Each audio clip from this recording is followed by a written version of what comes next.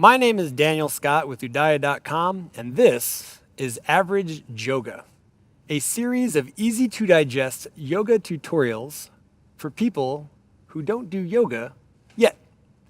Take what you like, leave what you don't, go at your own pace, and learn to build your practice from the ground up. Not so basic seated forward folds. It's a big mouthful. So, in our earlier video of basic seated forward folds, we worked just on one thing, which is simply folding forward without trying to tear our pants or vomiting on ourselves. Try to keep it super easy, super simple. Now, we're going to take that same awareness of how to move forward from the spine past the hips and apply that to three of the most commonly found not so basic seated forward folds. We have Janu Shirshasana, Baddha Konasana, and Marichyasana. They all have different names, which we'll get to later on. But when you hear these terms and you see people doing other things, it depends. If someone's been practicing for a long time and they're super flexible, they just fall right into it. It's super easy.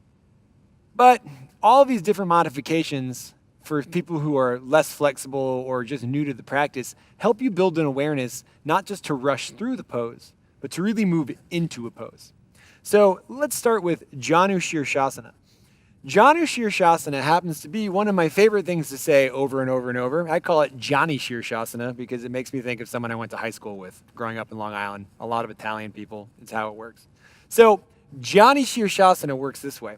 You can start with your legs straight, but you're going to end up taking one of your legs, bending the knee, putting the foot to the inside of the thigh. So before you just flop into a forward fold, let's start from the inside out. The foot to thigh connection is super important. So it's not that you just put the foot in there and hope for the best. What you want to work on is getting a good seat with the heel and the big toe pressing into the thigh and then the thigh pressing back into the foot. So it's not just trying to get the foot touching gently and then folding forward. Use this internal, let's say this internal grip, like you're hugging a $100 bill between the foot and the thigh to create a little bit of lift in the torso, the ribs away from the pelvis. Now, if your heel doesn't come all the way into the groin, never fear. You can always take it slightly farther away until you feel you have more space in the knee or in the thigh or in the calf to get there. So don't worry about jamming it in there at first. Think about what you have to do to get comfortable in this pose before you move forward into it. Now, once you've got the foot and thigh connection hooked up nicely, you can reach under your butt and just sort of slide the flesh away from the sit bones. Those are those little pointy bones under your butt cheeks. Those are going to help you ground down to lift shoulders higher and extend the spine longer away from the ground. So thigh into foot, flexing the extended ankle. Now shoulders down the spine. You don't have to make the sounds, but they help. Also, having a brick or two, even better. Set your props up. Maybe the bricks are in line with the knees, maybe the bricks are in line with the calf. Press through the top of the brick, shoulders down the spine. Don't lift the chin and try to tuck the throat over the foot. Press through the bricks, shoulders down the spine, navel draws in. Find that internal engagement between the foot and the thigh, and then begin to use the bricks, pressing down to lift the shoulder or the chest up as the shoulders melt down the back. Keeping that ankle flexed. You can try to walk the hands as far as you want, but the moment you start reaching past the foot or reaching past your flexibility, you end up rounding the spine. So if anything, keep the bricks closer than you think, even keep the elbows bent, shoulders down the spine, and move the heart forward past the shoulders as the shoulders move back, and move the spine past the hips, opening the chest slightly to keep that lower back, middle back, and upper back long and open. Boom, boom, boom, boom. At the last expression of the forward fold, if you drop the head all the way, that might feel good, but if it puts any pressure in the neck and starts shrugging the spine and rounding the upper back, don't. Pull the nose into the back of the head and try to keep the neck in line with the spine. Now, from here, you can do both sides for sure, and you should do that at your own pace in your own time at home, but we're going to move on to Baddha Konasana. Now, Baddha Konasana, well, we're basically halfway there, except it's 2 feet drawn into the groin. So start with the feet long. You can take the feet together and then take the hands to the ankles and draw the heels in towards the groin. As you do this, the closer you move the heels towards the groin, the more hip opening it's going to have. So you don't have to start actually with the feet that close. There's another version called Tarasana, which is a little bit different. It's the feet, I don't know, halfway, maybe like 2 feet away from the groin, and you can fold forward from there.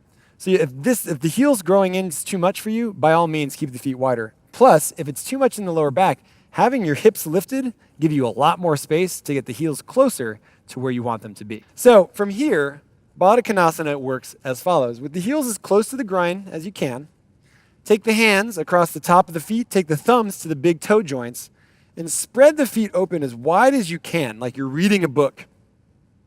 Pressing the outside edges, the knife edges of the feet together. And if you do that, you might even find the thighs open up more on their own.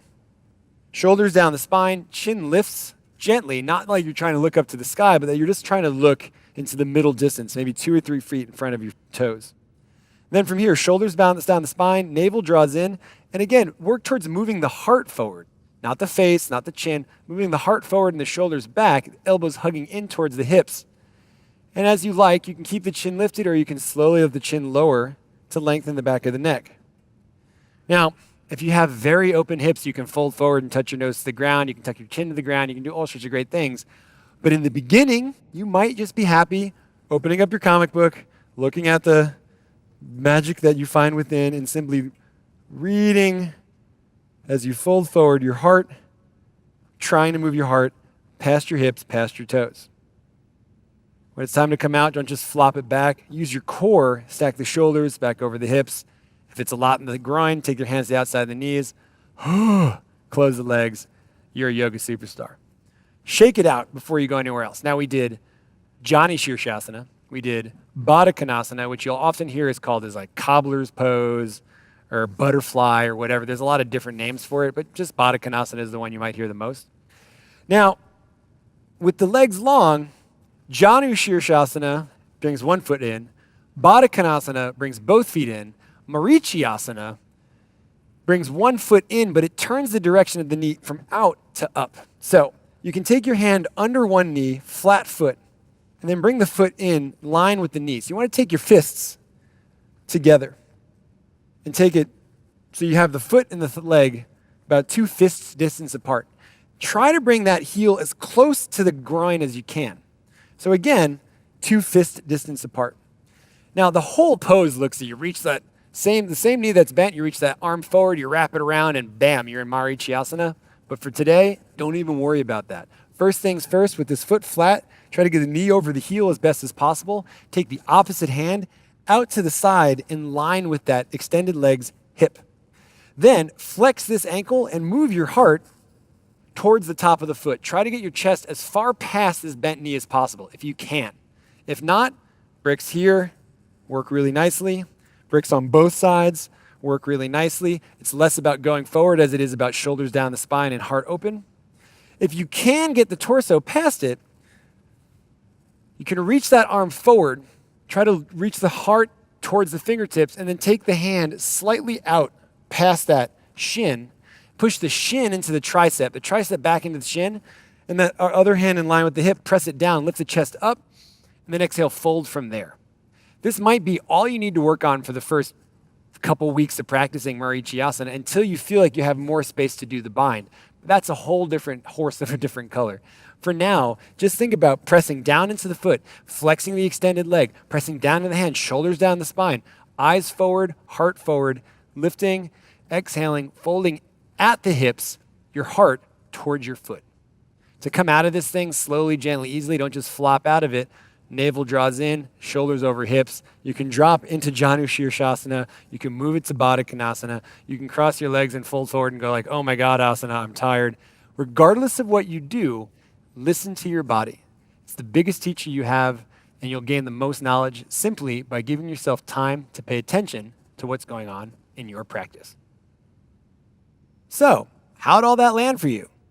Hopefully, it sparked a fire. And if you're looking to fan the flame, head over to UDAYA.com and enter the promo code AVERAGE JOGA.